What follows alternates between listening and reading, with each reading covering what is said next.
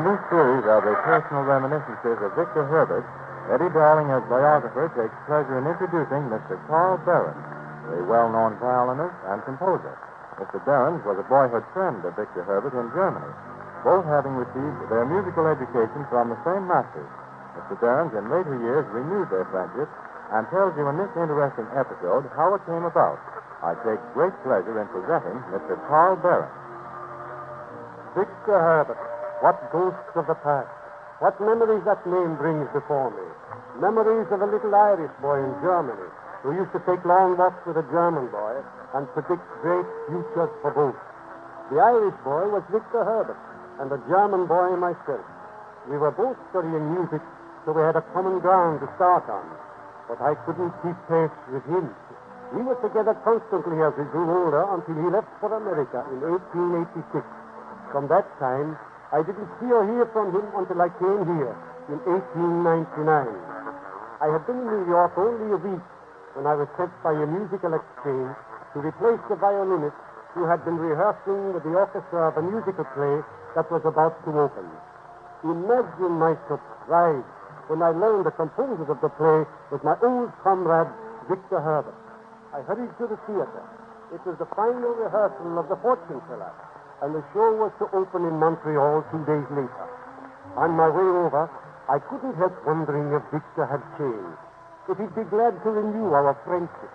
It was 12 years since I'd seen him, and now he was getting to be quite famous, while I was still an obscure musician. As I entered the theater, the first thing I heard was Victor's voice. All right, boys, let's try and get through as quickly as possible. I'm just going to run through a few of the numbers.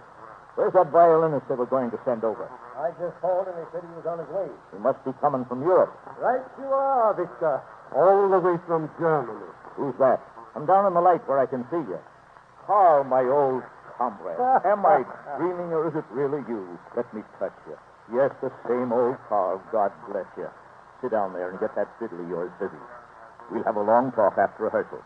All right, boys, let's get to work. We'll take always do as people say you should. Are you ready?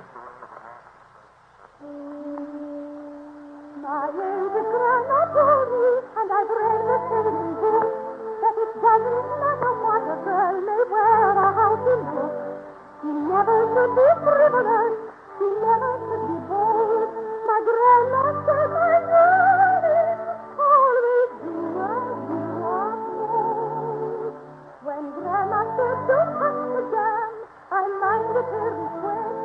I did not care a bit for jam. I liked the jelly best. Be punctual and near, she said, or I will have it cold. And I was always there, you see. I did as I was told. You see, she did as she was told.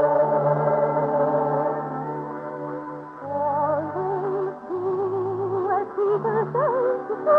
You never can be happy, child, unless you're good. I do as I'm told. I'm just as good as gold. And I know I shall be happy, 'cause I am so good. Always do as people say to do. You never can be happy, child, unless you're good. I do as I am told. I'm just as good as gold. And I know I shall be happy, 'cause I am so good. I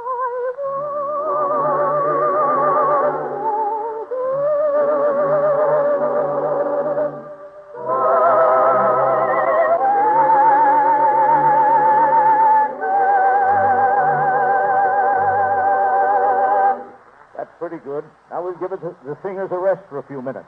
Ready, boys? This is the overture.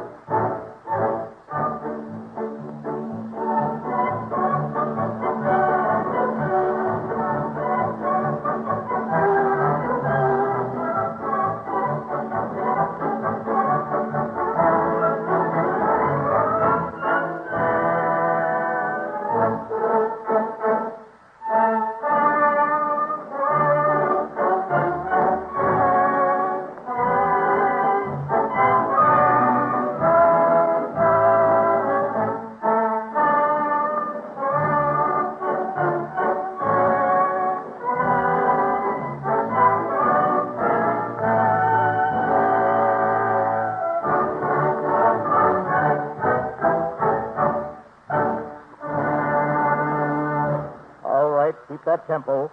Now we'll take the gypsy love song. Stand by, everybody, for the ensemble. Ready. The birds of the forest are calling for thee, and the shades of the stage are calling. Summer is there with her blossoms fair, and you are asking for me. No bird that nests in a greenwood tree, but sighs to bring you and keep you. All the while yearn for your safe return, but most of all, I miss you.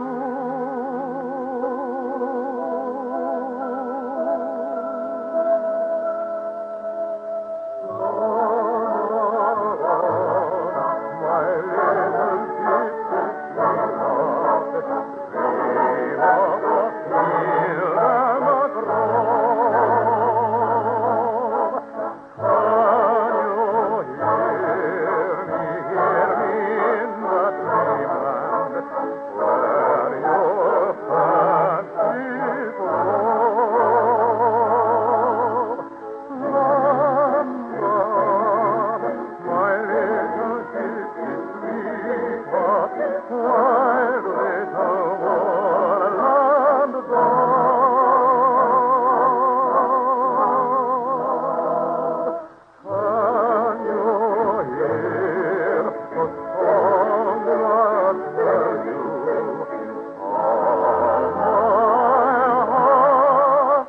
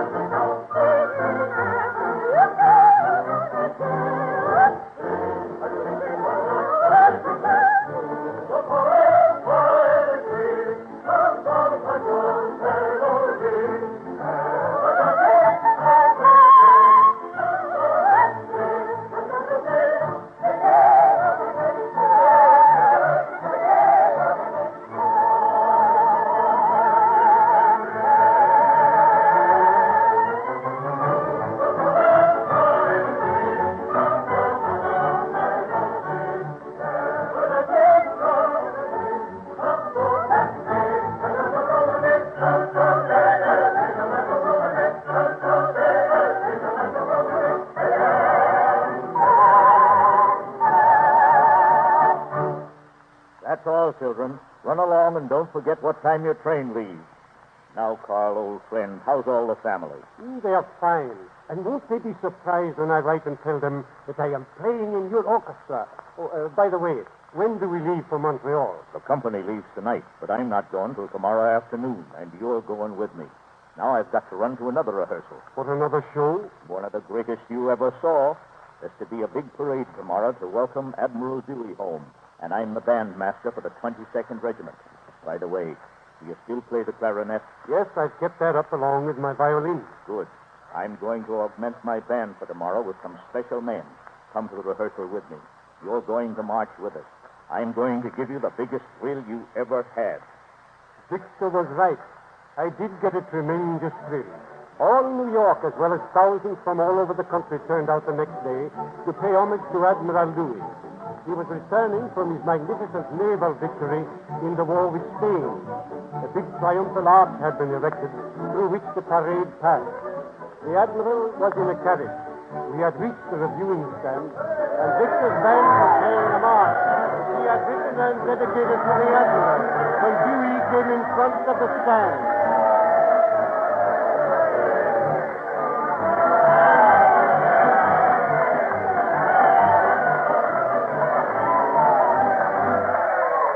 There he is, Carl. The carriage is stopping. He's standing up. He's going to make a speech. I don't know what to say. I'll just thank you for this wonderful demonstration. It's worth all of the dangers we've been through to come home to such a glorious welcome. But I feel the place of honor doesn't belong to me today, but rather to those brave comrades we were forced to leave behind, who died so gloriously for this great country of ours. And while we cannot see them, I feel they are with us in spirit, and their souls know the gratitude we would like to express to them. So I'll ask you to join with me in a silent prayer for those brave hearts who made the great sacrifice.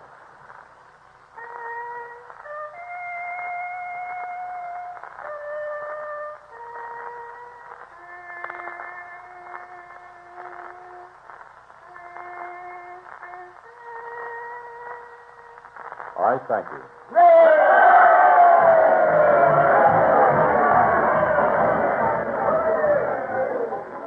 I'd never felt anything so stirring. Both Victor and I were crying like babies when Dewey finished. In fact, everyone in that vast crowd was doing the same. The fortune teller opened in Montreal the following night. It became a tremendous success, and Victor was given a great ovation. But I don't believe he ever got the thrill out of anything that he got in leading the old 22nd Regiment Band at the Dewey Parade. You have just heard another of the personal reminiscences of Victor Herbert. Your sponsor will inform you of the date of the next program in this series. This is Leland Lee announcing. This program was conceived and produced by famous artists of the air.